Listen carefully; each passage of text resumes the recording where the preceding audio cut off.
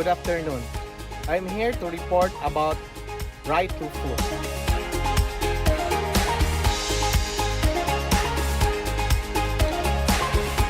What is the right to food? The right to adequate food means that every man, woman, and child alone and in community with others must have physical and economic access at all times to adequate food using a resource base appropriate for its procurement in ways consistent with human dignity.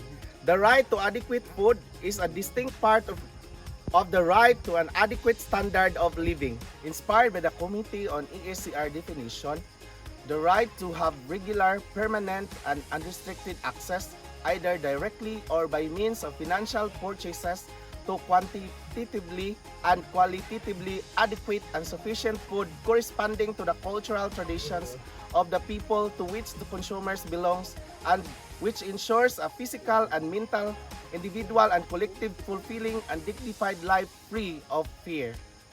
Following these definitions, all human beings have the right to food that is available in sufficient quantity, nutritionally and culturally adequate, and physically and economically accessible.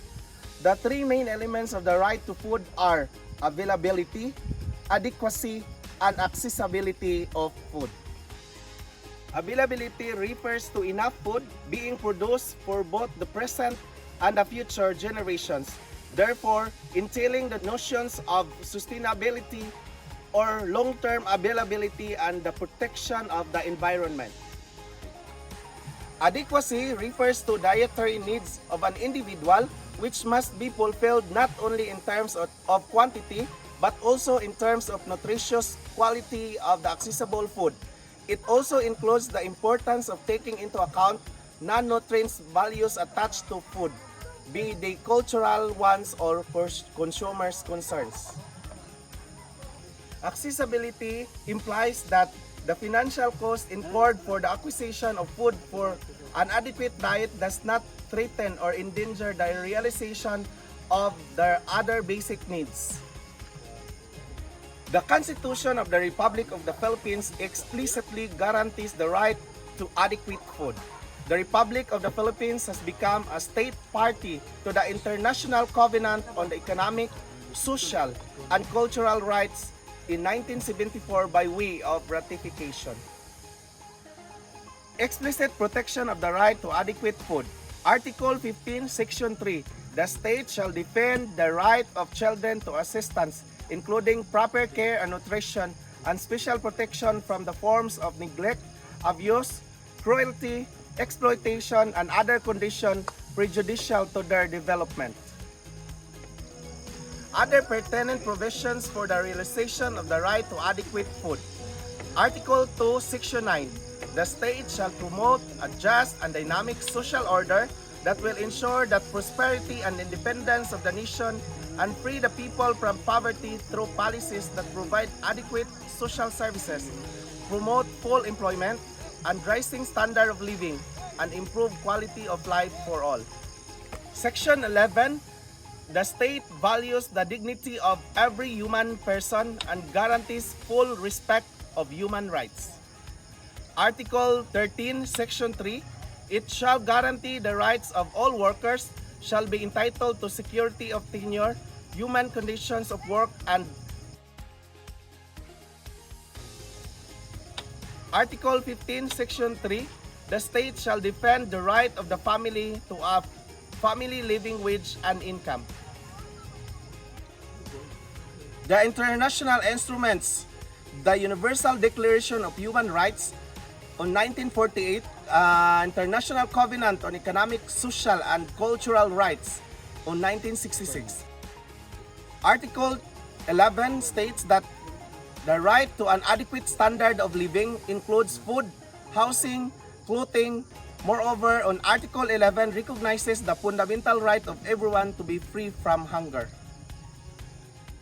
On Convention on the Rights of the Child on 1989, Article 24 states obligate the state parties to combat disease and malnutrition, including within the framework of primary health care through the inter alia, The application of readily available technology and through the provisions of adequate nutritious food and clean drinking water, taking into consideration the dangers and risks of environmental pollution.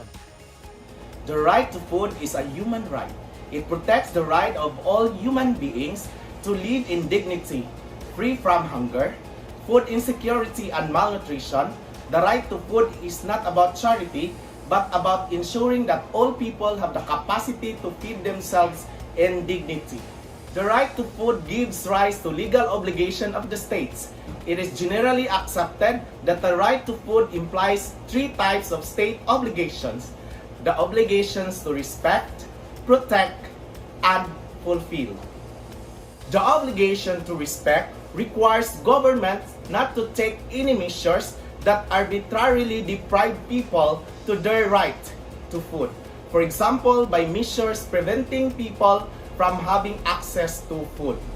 The obligation to protect means that states should enforce appropriate laws and take other relevant measures to prevent third parties, including individuals and corporations, from violating the right to food of others.